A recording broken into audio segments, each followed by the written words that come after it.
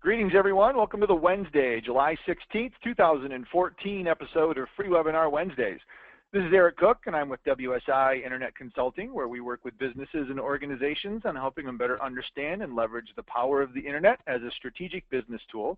You can learn more about me and WSI online at www.poweredbywsi, or just Google Eric Cook WSI, and with any luck, I've pretty much come up on at least the first couple of pages with all sorts of social content and other online presence. So with that, unfortunately, my good friend and Free Webinar Wednesday partner, Mr. Jeff Simpkins, he's over at Community Bank Consulting, is not going to be available to join us today. He's actually on site at a client working on an implementation of some software, and he is unavailable to join us. But we encourage you, especially the bankers and other folks in the financial services industry, to stop out to communitybankconsulting.com and learn more about Jeff and what he can do for your institution. Before we officially get started today and introduce Rob Thomas, I want to just provide a couple of housekeeping items. As a reminder, Free Webinar Wednesdays is recorded and made available at freewebinarwednesdays.com. So if you'd like to check out any of the past episodes, or if Rob piques your interest, or maybe talks too fast, or you want to share it with a colleague, you're more than welcome to come back, and we usually get those online within a day or so after the webinar has been completed. So check us out at freewebinarwednesdays.com. We also encourage, and hopefully we'll get some questions and some interactivity from the audience today for those of you that are listening live. To do that, you'll use the chat feature in your control panel, which is most likely located over in the top right-hand corner of your computer screen. So just type your questions and comments in there as we go along, and I will monitor those, and we'll get them over to Rob when there is an opportunity for questions. So with that, I'm going to work my little GoToWebinar magic, and I'm going to send the presentation controls over to Rob. And while I do that, I will officially welcome Rob Thomas. I'll say back to Free Webinar Wednesdays, because I think at least one other time you've been a guest of ours. And Rob is also a colleague of mine in the wonderful world of WSI, and he is one of our certified trainers in our social selling program. So he's kind of a social selling guru, and he is going to share some insights with us today on how to use tools like LinkedIn and some others to not just have fun and engage and read content, but also use it as an actual business generation and hopefully revenue creation tool. So, and he is joining us from the sunny UK. It is 6 p.m. local time, and he is holding off on his beer and tea before he is over with today's webinar. So if you recognize an accent, there's a good reason for it. We've gone international today. So Rob, without further ado, welcome back to Free Webinar Wednesdays. Thanks for joining us today. It's my pleasure. Just check that you can hear me okay, and then I'll crack on. Absolutely. Yep, we can hear you. And we see the lovely little Windows alert message that comes that? up when sometimes. Oh yeah, you gotta love that. So I'd Okay. say that's why I switched to a Mac, but as soon as I say that, Mac's gonna do something and jinx me as well. So I'll just keep my mouth shut, and we'll just blame it on technology in general. So yeah. Okay. So right. Let's get into it. I can't remember if you've actually got anything in there that talks a little bit about you with your background, but if not, for those folks that aren't familiar with you, maybe how long you've been in the business and what you did before WSI, and if that's already in your presentation, then I've stolen your thunder. There it is on the screen. There you go. Perfect. There it is. So, shall I take over now? Absolutely. Go for it. Okay. Yeah, well, a little bit of the credentials there, but you can pick that up from the recording because there's one or two little quick links in there. One of the things that Eric may have mentioned in the past, he and I were lucky enough to be co-authors on the Digital Minds book, the 12 top tips, or the 12 things that every business should know about digital marketing. And that's quite a useful little tool. I give it away to most of my clients, and a lot of people I meet say that it was a great starter for 10, as we say over here in University Challenge, just to get people going. So I've been around a little while, as you can see from the lack of hair. I've been in business for more years than I care to mention, and probably started to use LinkedIn for business back in 2006, 2007. And we've seen it grown exponentially, and the way that businesses use it, not only to seek out opportunities to do their research and find the right decision makers, but then connect with them, and more importantly, over time, share information, regular, relevant, quality information that allows those decision makers to find out who you are, who your business is, what your reputation is, and start to, over time, attract inbound inquiries. And I think that's probably the El Dorado. It's what a lot of businesses seek to achieve, which is a world where, rather than having to sell and do a lot of outbound activity, that they're getting inquiries. The phone is ringing. People are wanting to talk to them about how they might solve their problems. And that's really what today is about in outline. So if I skip back a couple of slides, because I jumped around a bit there, here's the structure for today's webinar. I'm going to briefly outline what WSI has been doing in this space, in this social selling, which is a phrase that has grown up over the last 3 to 6 months. I've seen it all over the place online. So I'm going to outline what the program contains and how we deliver it, so that if at the end of this 1-hour webinar you say, hey, I could really do with finding out more about this stuff, you'll know what to do and where to go. But what I want to do is to deliver through this webinar 3 implementable tips, 3 things that you can do if you didn't know already, things that you can put in place that will hopefully improve your bottom line very quickly. And we've had quite a lot of experience in this, and like all good consultancies, I hope, we did it ourselves to prove that the thing worked before we started talking about it to our clients and our prospective clients. And towards the end of this, I will just take you through 2 or 3 quick case studies so you can see that we're not just talking about this stuff. We've got proven case studies where it has worked very effectively. WSI, you probably know all about already. As Eric said, it's an international company. It's probably the biggest international internet marketing company in terms of feet on the ground, with over 1,000 consultants in 80 countries. So Eric, from time to time, is able to pull on colleagues like myself, different parts of the world, just to bring some further information to you. So without further ado, let's get into those social selling tips and tricks.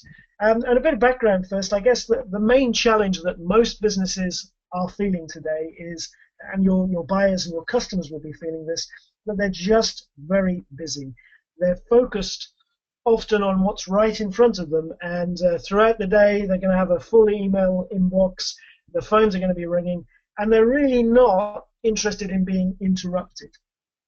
And one of the ways that in the past organizations have tried to avoid picking up the phone and calling people is throwing out emails in the belief that that somehow will get the attention of that prospective customers. But here's the bad news. The average employee gets 147 emails each and every day, and they delete 48% of them immediately. And that's your average employee.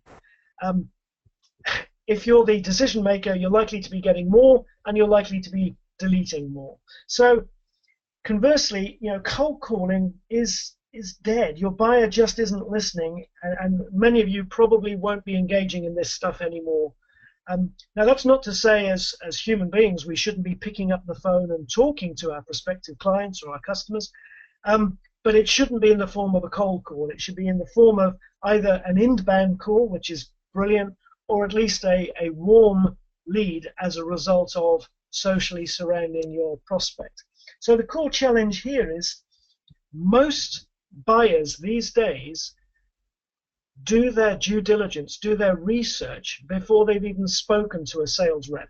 So whether that's me, somebody in business development, whether it's the sales director, they will do most of their research online. And a recent CEB study called the Challenger Sale said that nearly 60% of all that research is done online before they even pick up the phone. So for many businesses, they've been ruled out of the equation before they've even had a chance to discuss the opportunity with a prospect. And here's another problem. even when you have spoken to a prospect, you may have, I don't know, delivered a proposal, or you might have at least had an initial discussion with them, and they said they'll get back to you in a week or 2 weeks, and they don't. That's what we call the dead zone. And typically the behavior that you get in the dead zone is you'll want to pick up the phone and say, hey, John, we spoke a couple of weeks ago. I'm leaving this message because I haven't heard from you. What should we be doing? Or you'll be throwing them an email going, send that proposal a couple of weeks ago.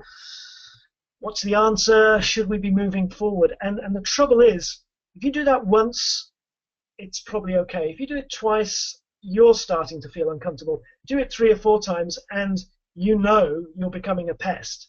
And you hate that when people do that to you. So likewise, we've got to try and avoid doing that ourselves. So you have to ask yourself the question, in these dead zones, are you a pest or are you an influencer? And when I come on and talk about what we can do on LinkedIn, it's very much about being an influencer rather than being seen as being a pest. And as you know, today, people have access to the internet, to that research, 24/7 pretty much, whether it's on a tablet, whether it's on an iPhone, whether it's on the desktop. And more, the executives are working longer hours, spreading their work out, doing research in the evenings and on the weekends. So we need to make sure that if they are using these tools, we're available to them, whether it's on LinkedIn, Google+, or elsewhere. So we have to get smarter about this, because our buyers will begin to look for answers to their questions with or without us. And what we do know is that, and this was Forrester research fairly recently done, 65% of buyers choose the company that was first to add real value to their research, to their due diligence. Now, if we are the ones socially surrounding them with useful, relevant content, then we're going to be the company that wins more often than our competitors. So we have to think about that. We have to keep that at the forefront of our mind. Now then, when somebody goes to your LinkedIn profile, do you know what? I see more of this even now. Even though there's 300 million people on LinkedIn, I still see this quite frequently. I'll go to a prospective customer, or sometimes it might be somebody who's trying to put their wares, put their information in front of me, and I go to check out their LinkedIn profile. And the profile says, hey, I'm the top sales guy in this organization. I could sell ice to the Eskimos. I'm brilliant at sales. If I'm reading that and I'm a potential customer of theirs, what am I thinking? I'm thinking, I don't want to meet this guy because he's not really interested in my problems and solving my issues. He's just interested in selling to me. And nobody likes to be sold to. On the right-hand side here, here's the opposite of that. This is, when you go on somebody's LinkedIn profile and they haven't even got a photograph of themselves on it. People do business with people. And therefore, they're not going to do business with some sort of avatar or some sort of shadow. So it's very important that our LinkedIn profiles, as the starting point, don't make us invisible. So that's the background. That's a quick 10-minute introduction. Now we can get into the meat of the thing, and hopefully some of those issues will resonate with you. And as we start looking at some of these social selling tips, you'll be able to see how these can not only solve some of those problems, but actually take you to another level. And as Eric said, it's 6:15 over here now in the UK. I'm aware that in Toronto and the middle zone there, it's 1:15. And for some people who've been joining us as far-flung as Los Angeles, it's 10:15 in the morning. So I'm going to take you right up to your coffee break with these next few tips. And when we talked about social selling mastery, we have a 12-week program that helps focus on the behaviors, because what we found is if somebody just goes into a training session, whether it's a half a day or a whole day training session on LinkedIn or Google Plus or some of these social selling techniques, they love it. People love it. They pick up some great hints and tips. And often they give good reviews on those particular training sessions. But actually, when they get back to the office, it's back to slide one. They're so busy, their inbox is full, it just goes right out of their mind, and they probably implement less than 5% of what they've learned. So the reason we've developed a 12-week program, a 90-day program, is that, sorry, 180-day program, I can't count, is that we found that for people to make a behavioral change, they need to be doing things on a regular basis so it becomes habit forming.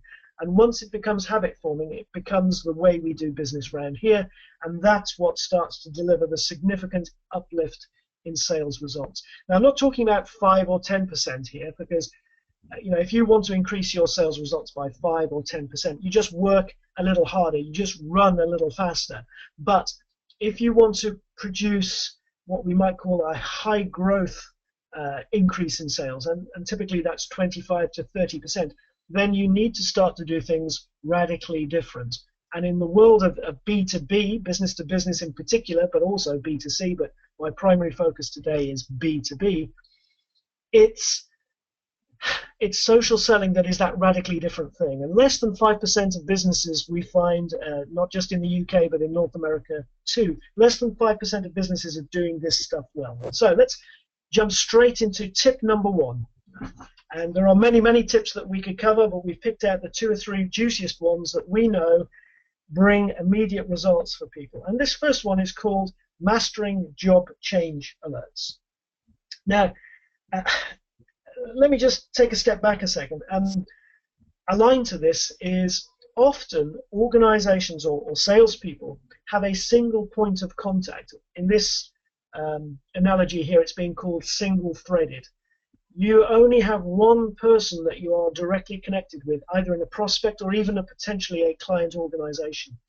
And it's not just us, that's the average.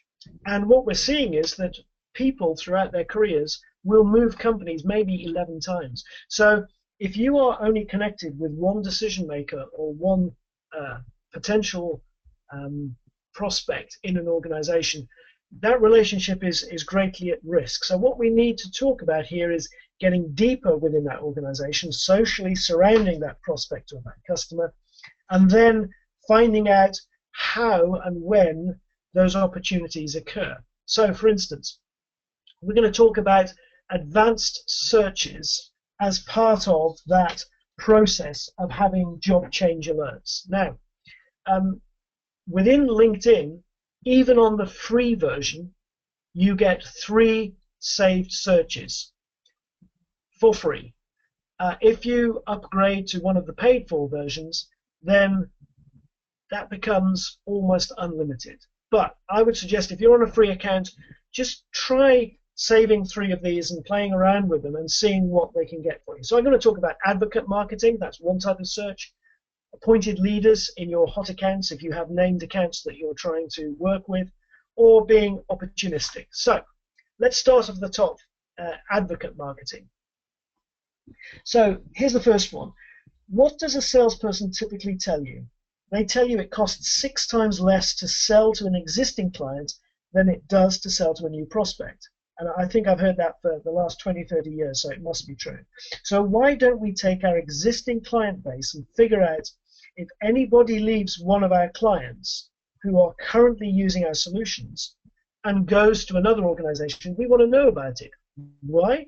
Because it's a fantastic opportunity when they move to that new company. The one thing we do know is most new appointees have maybe 90 days to prove themselves. So the first thing that they're likely to do is question the current suppliers, which in turn is an opportunity for you to get into that new organization. But if they are your only contact in the organization they just left, as we just described 5 minutes ago, and you're single-threaded, that's a risk too. So not only should we make sure that we are aware when somebody moves from company A, a client, to company B to take advantage of that opportunity, but we should also make sure in company A that they're leaving, we find out who's replacing them. Ideally, we should already be connected to them to avoid that single-threaded thing.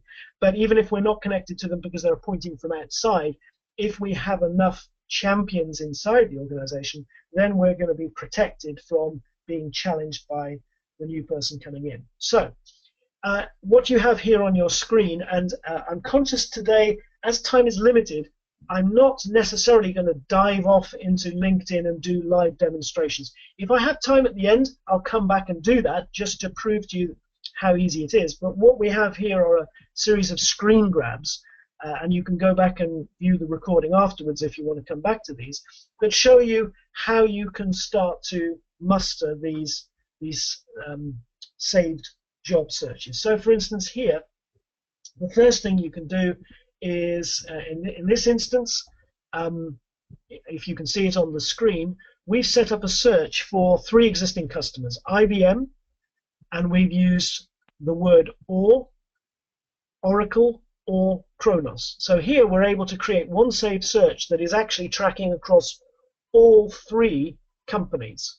So if we do a search today that says current, we're not going to get the results we want. That will be people who are currently working for IBM, Oracle, or Kronos. So what we do on that drop-down arrow where it says current, we click on it and select past, not current.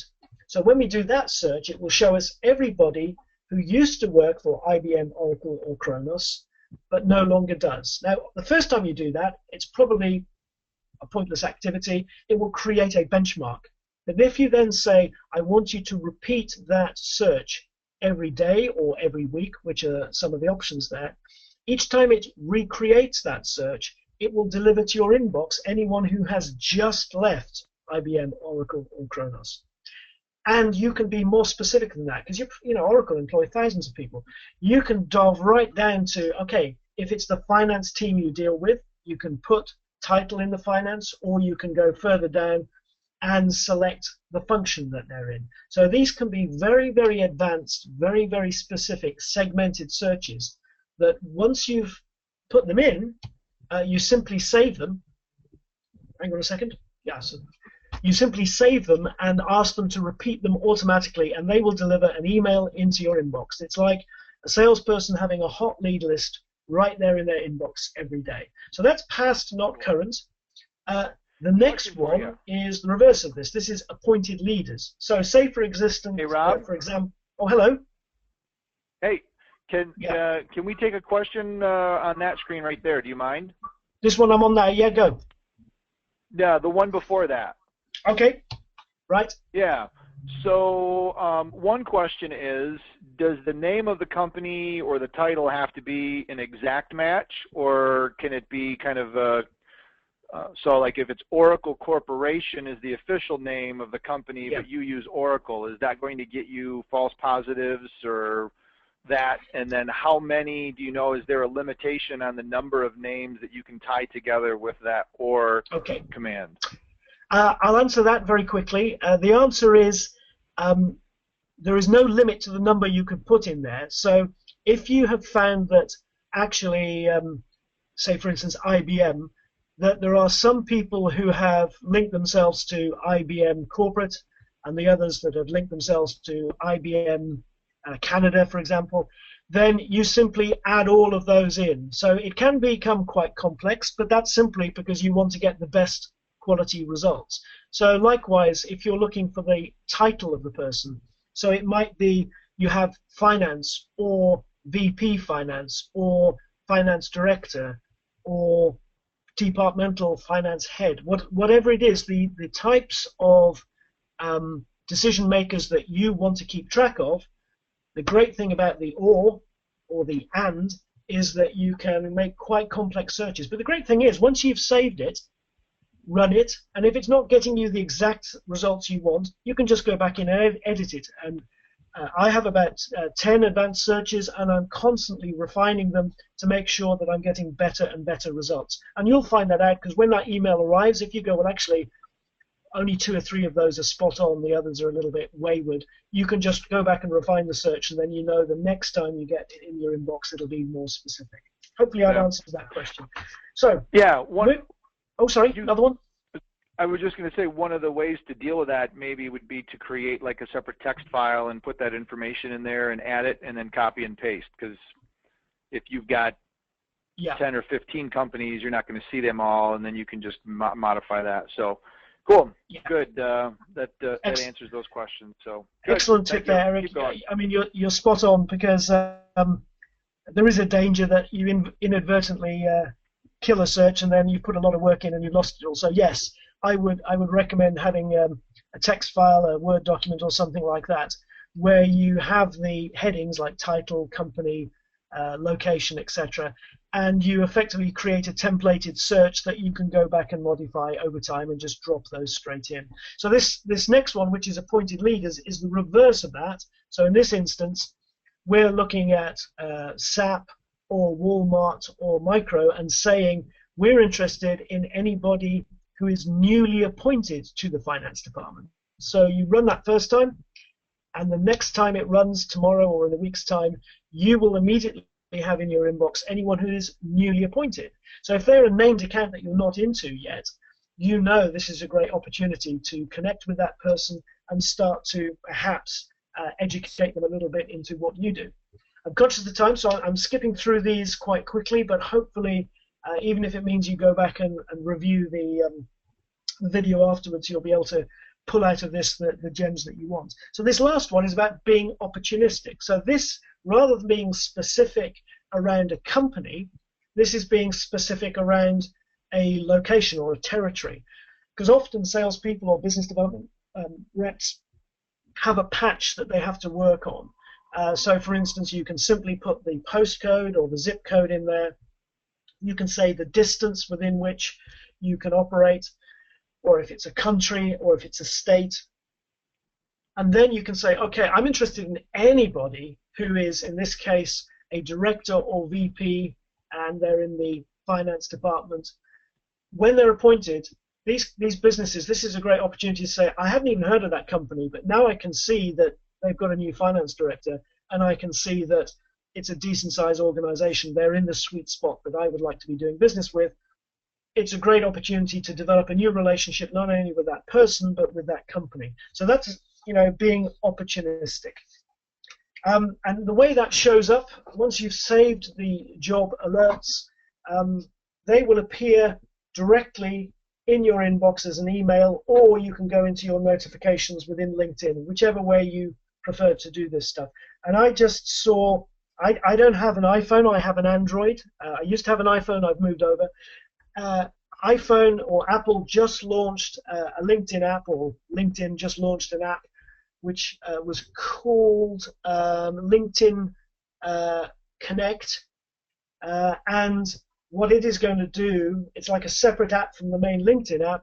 It's going to deliver these results straight into your iPhone, wherever they are. I'm hoping they're going to bring out an Android app version in the next week or so, but in the meantime, for people like me, you'll just have to carry on using the desktop or the tablet.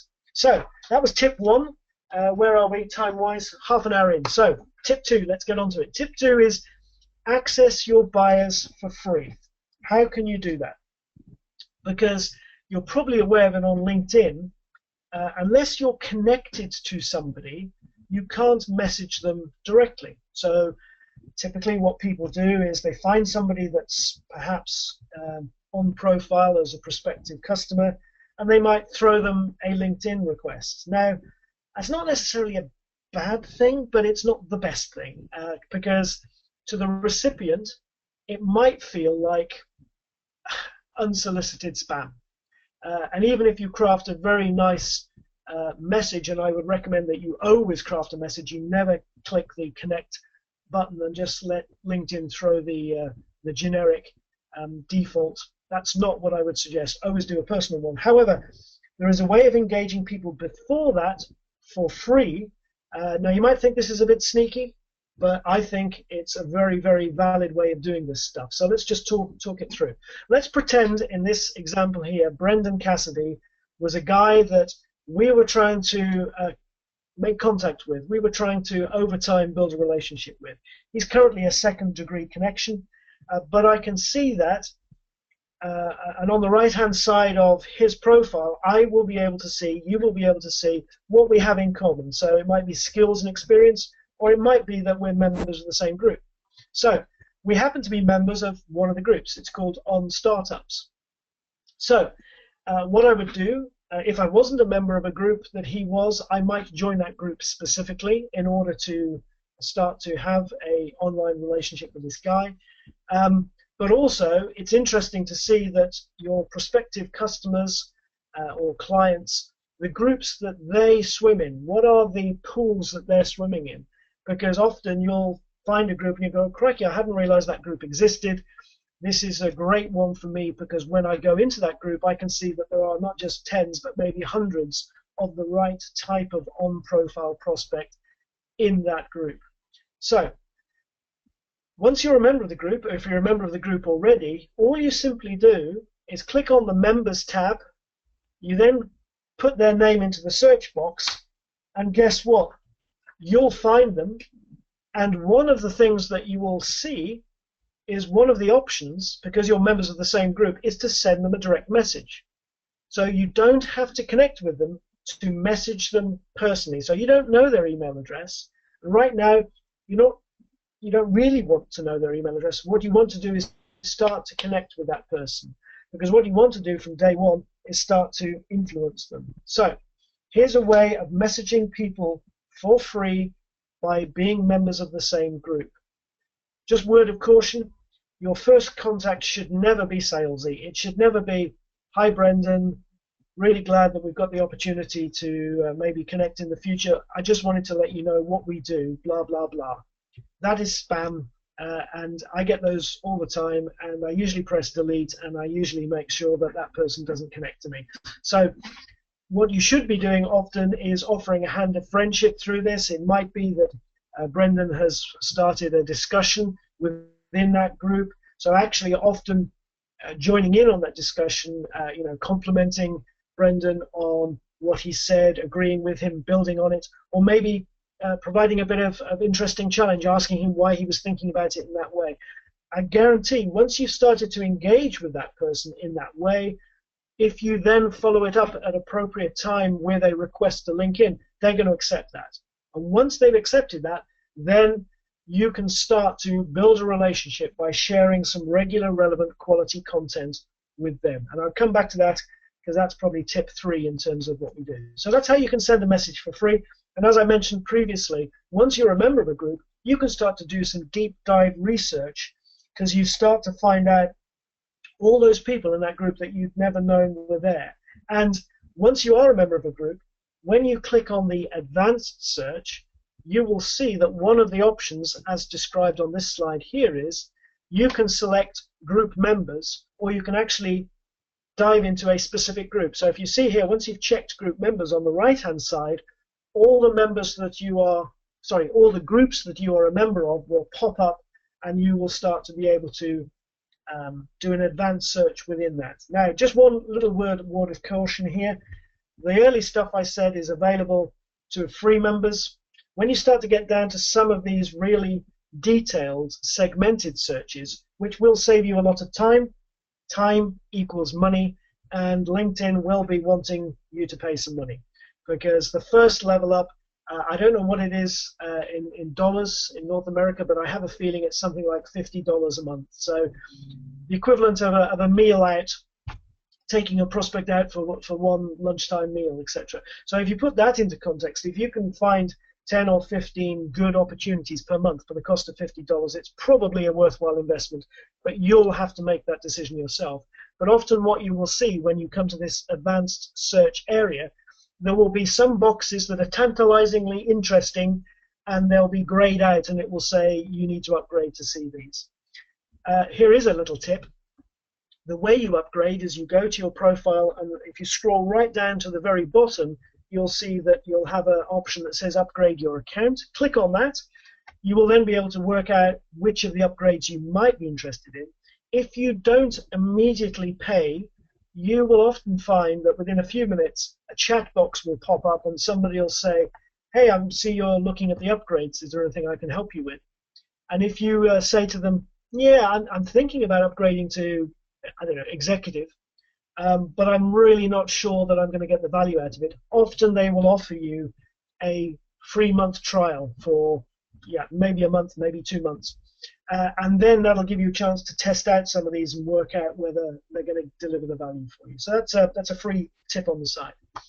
Here's another extension to that tip. Once you have connected with somebody, or indeed even before you've connected with somebody, you can use LinkedIn as a mini CRM system, a mini customer relationship management system. And if you're not doing this already, I suggest you do, because often you will have a bunch of prospects that you're talking to or you're starting to nurture, and at this stage, they're not really a client. So you probably, if you're using Salesforce or something else, you're probably not wanting to put all the time and effort into pulling across all their details. In fact, why would you need to do that? Because on LinkedIn, they're there for you to see.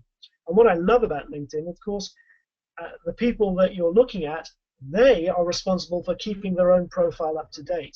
So often, you know, LinkedIn is way more up to date than any CRM system you've got, because if they move company, they update it on LinkedIn, you've got to go back to your CRM system and make a manual change at some point in the future.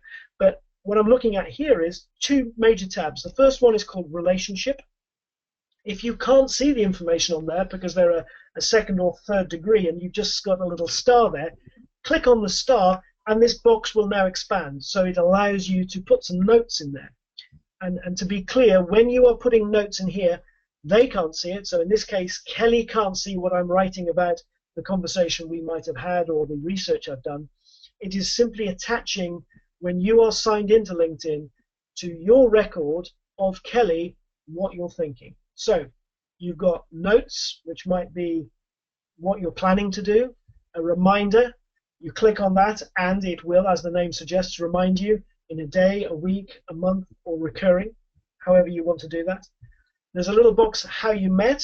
So if you met them at a networking event, you can type in there that where you met them, what date, some useful information so that when you do start to have a conversation with them, you can be far more nurturing. When you get to my age, you forget stuff. My dad used to say a short pencil is better than a long memory. So think of this as your pencil. And the last one on the right-hand side, tags. Great thing about tags, it's like segmentation, but it's your personal segmentation. You can tag that person in a number of different ways. So for instance, if I met Kelly at a Chamber of Commerce meeting and I thought that she might be interested in social selling, I might create a tag that is Chamber of Commerce. I would check that so I know that that's where I met her. I might have another tag that's saying social selling prospect.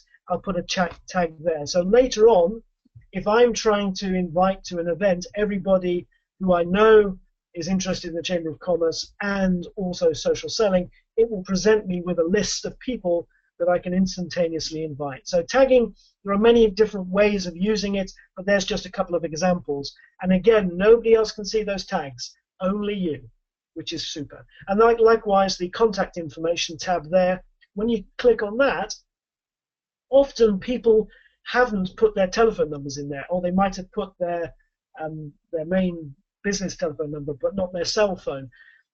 If and when you find out that information from elsewhere, you can just add it to the contact information. And again, it's for you to see, nobody else. So you can put all sorts of information in there.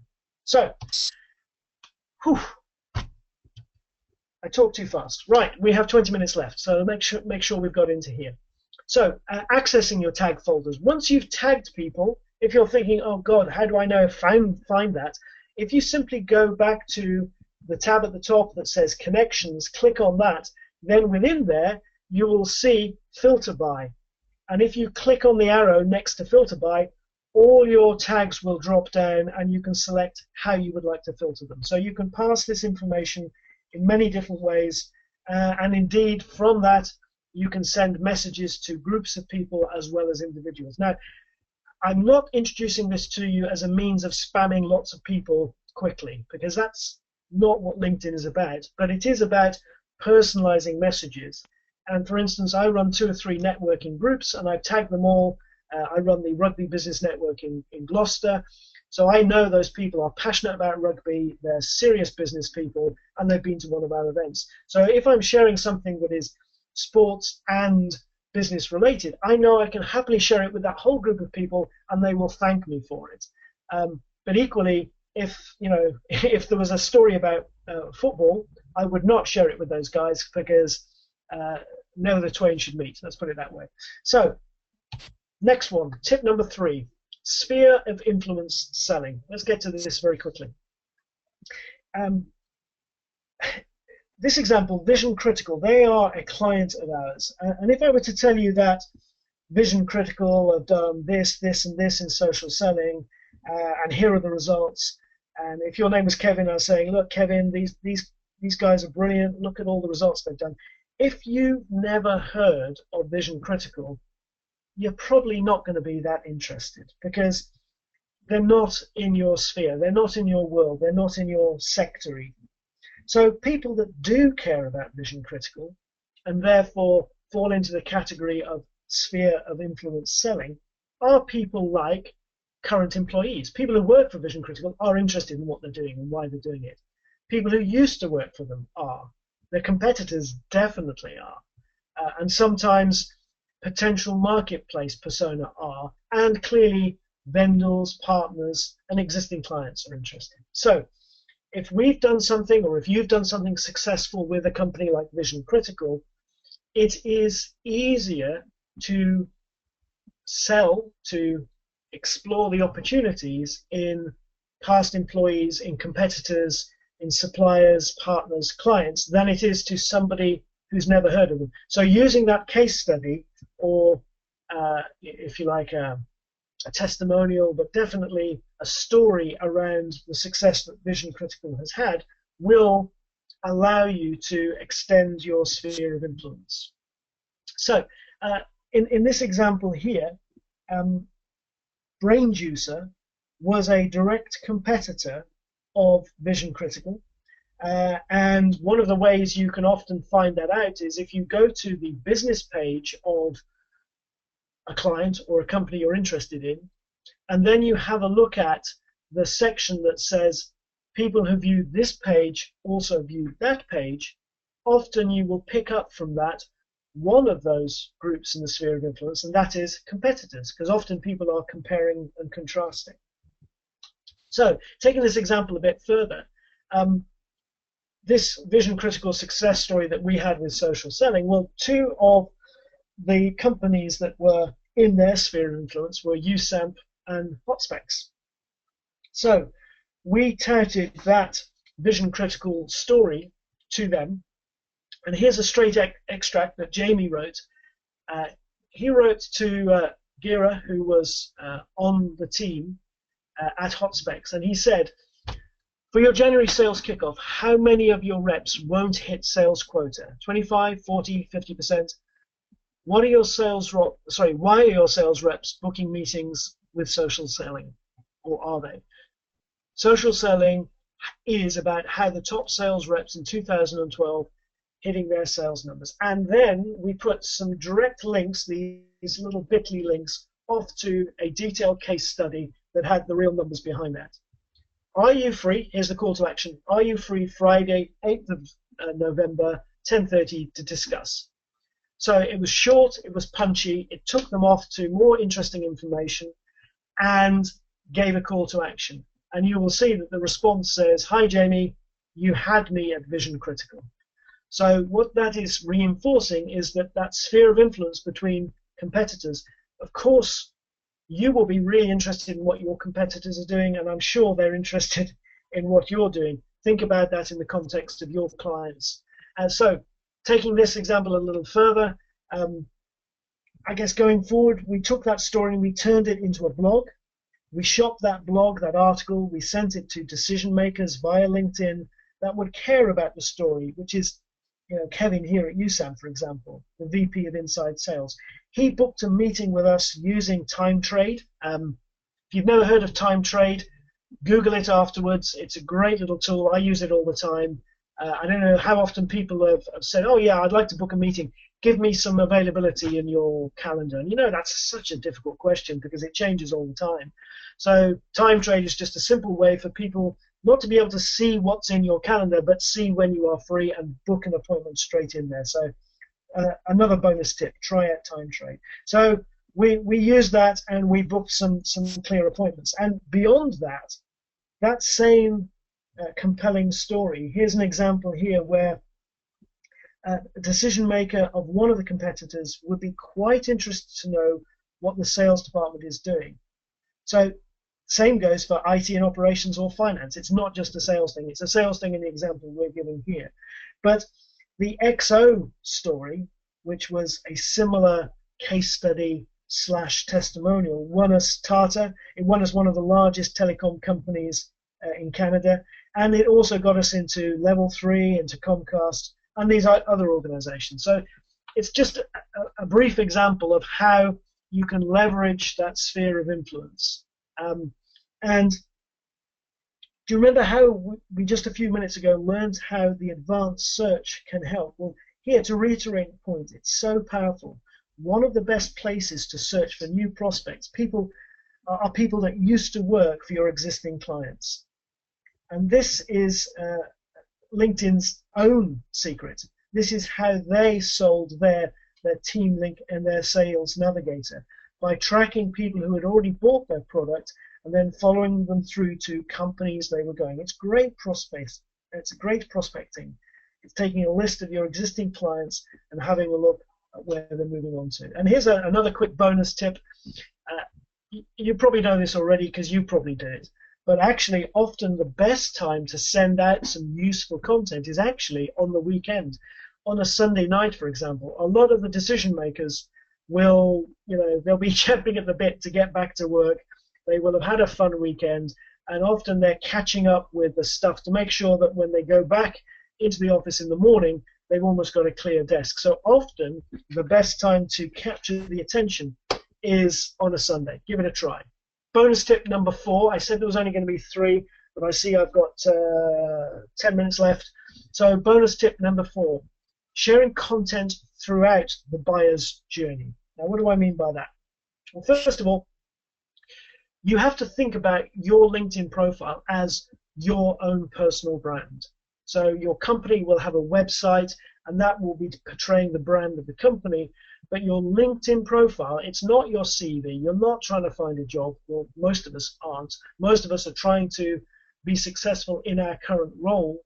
And if that involves business development and sales, then definitely your LinkedIn profile has to be supporting your personal brand. And then one of the ways you do that isn't just about the information on it, but it's how you then use that to share with your connections. So here's an example. I talked about regular, relevant, quality content. Well, how do you share that stuff?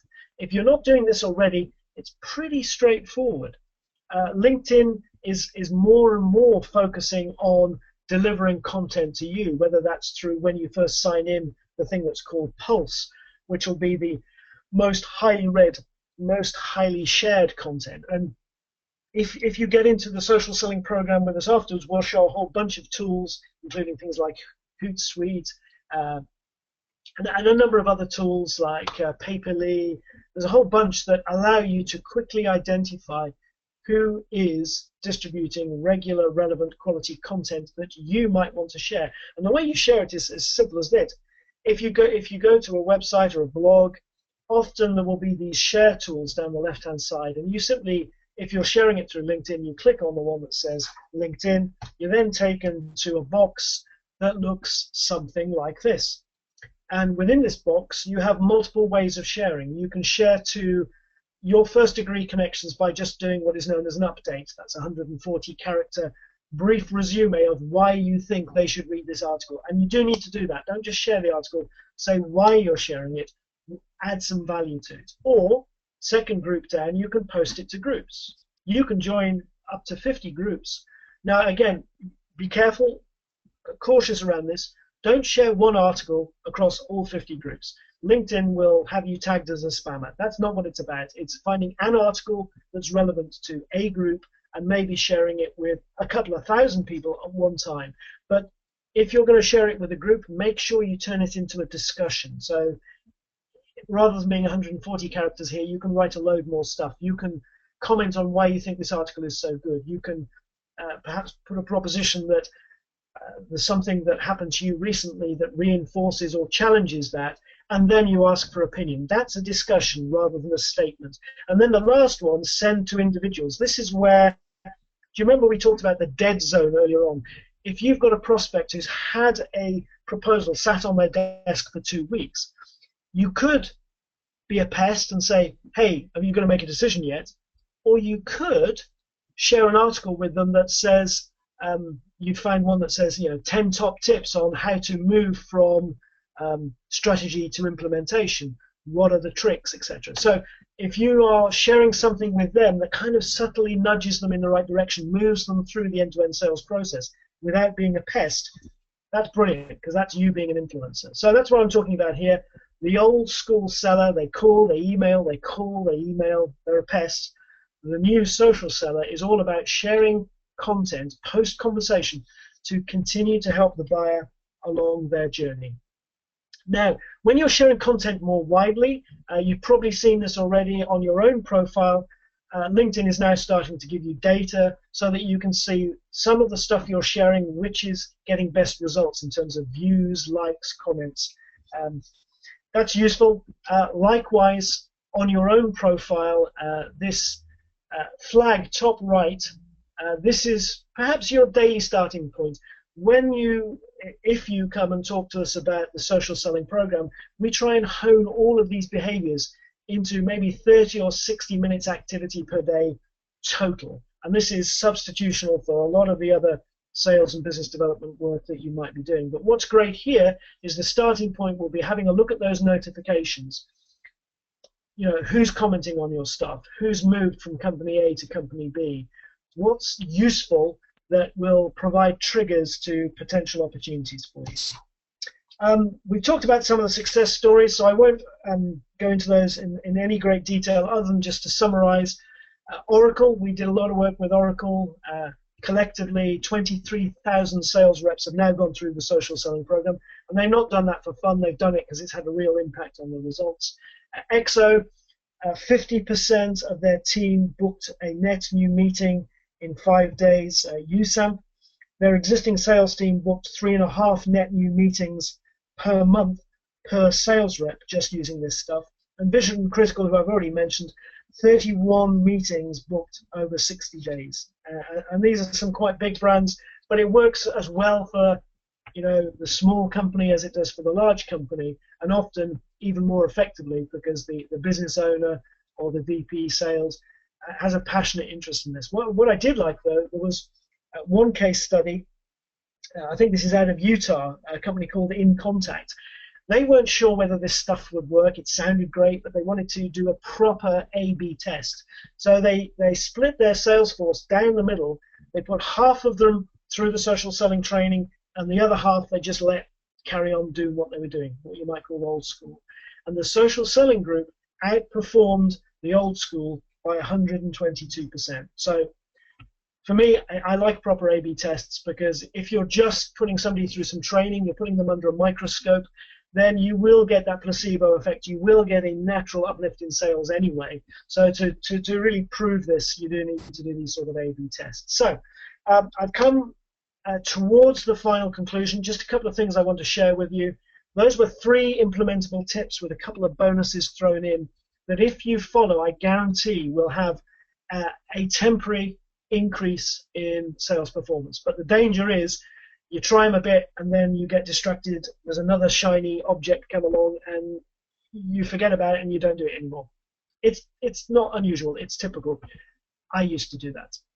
I probably still do for other training that I go on. But what's different here is this social selling mastery course we've developed is actually it involves using a learning management system. So that's an online training tool where we've got recorded videos, how-to guides, all of that stuff. You get access to that for 12 months. But in addition to that, to really kickstart it and get those behaviors, there's a 12-week program where every single week there's a live webinar, a bit like the one you're in now, a live online seminar with a real trainer who takes you through step by step what the program is. In fact, here are the 12 steps. So it starts off in week 1, getting a buyer-centric social profile, looking at your existing LinkedIn and others, but LinkedIn is the primary one in this business-to-business world.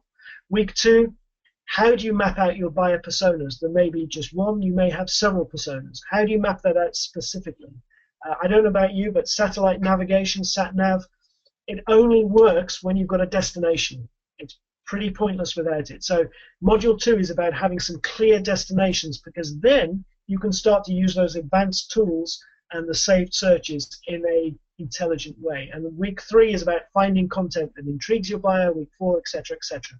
Takes you right through to week 12, where you can really start to set up some quite interesting ways of mapping competitor and competitive intelligence. So at the end of that 12 weeks, not only will you be certified, but you will have changed your behaviors and start to take real advantage of this stuff. So in summary, if you're interested in taking this a little bit further, sales certification consists of these things. 1 module every week for 12 weeks. 60-minute video conference, we call them webinars, with a live instructor every single week. And at the end of 3 months, you will then become certified. Or if it's not you, you might be, the VP of sales, and you want to put your salespeople through this. The great thing is about it, there's key performance indicators, KPIs that you can track throughout the process. Because the end results of this training shouldn't be a certificate. It should be doors are open faster. It should be you are in control of the buying process. It should be almost making your competitors irrelevant. And more importantly, it'll be closing deals that you never thought possible. So if any of that rings a note with you, if any of that intrigues you, then what I would suggest is getting in touch with Eric, or if another WSI consultant has asked you to come along to one of these free weekly webinars that Eric runs, then by all means speak to that consultant. He will share with you some of these additional resources in addition to the recording of the webinar. So for instance, we've got a 9 steps to having a winning social profile for a sales professional on LinkedIn. We've got the 12-step process. That's the 30 minutes to 1 hour process that you will have achieved by the end of the 12 weeks. So that's it in a nutshell. Wow, I've done it. I finished more or less on time. So we probably have a few minutes for questions. Are you still there, Eric, or have I sent you to sleep? 2 minutes to spare. You're the man.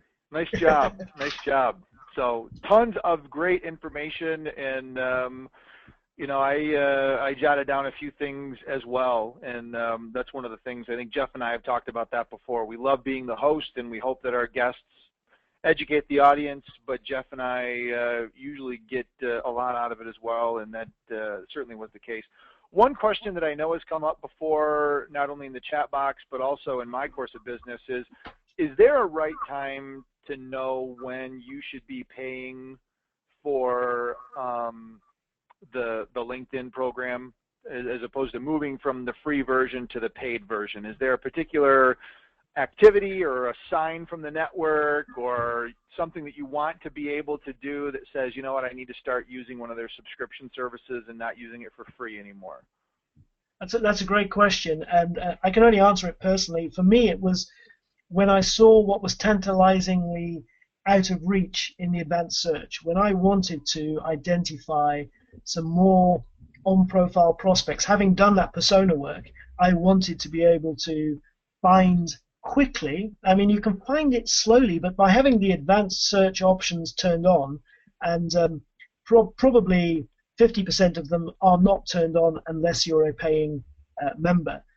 That persuaded me that I should upgrade at least for a while and test it out. Now, if you pay for a year in advance, I think they give you something like 10% discount, typical. I'm sure most organizations do that. I still choose to pay monthly. Okay, it's a little bit more expensive, but why do I do that? Well, because sometimes I upgrade and move sideways and downgrade. So, for example, when I'm recruiting somebody, I have used the Recruiter Lite package, which is slightly more expensive, but paid for itself many times over, because you know how much it costs to pay a headhunting agency. Typically, they want 25% of their first year's salary. Well, with Recruiter Lite, I became my own headhunter, and I got staff at a fraction of the cost and probably better quality. But then when I finished my recruitment, there's no point in being on that package. I swapped over to the sales exec package, which was slightly cheaper, but gave me all I needed on the advance. So my tip would be try it out, but stick on the monthly paid, because you can upgrade, downgrade, you can sideways, whatever you want to do immediately. Very good. Cool.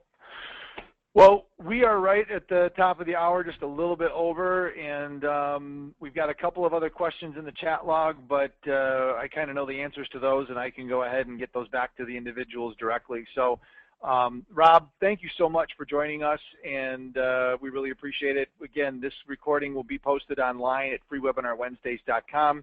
I also want to encourage everybody to be a fan of the Facebook page. We send out updates, obviously, through our constant contact email notifications and post updates on Free Webinar Wednesdays. But we also do updates there, and so you can find Free Webinar Wednesdays and click the like button, and we'll put updates there as well. So with that, thanks again. On behalf of Jeff, who is in absentia today, but I'm sure will want to check this out because he is also an avid LinkedIn user. Thanks to Rob Thomas and all the great LinkedIn info. So enjoy your evening, Rob, now that you actually get to start it officially. Thanks for delaying it a little bit and spending time with us. And we'll look forward to seeing everybody else next Wednesday and every Wednesday at 1 p.m. Eastern here at freewebinarwednesdays.com. Have a great week, everyone. Bye-bye. Cheers. Bye-bye.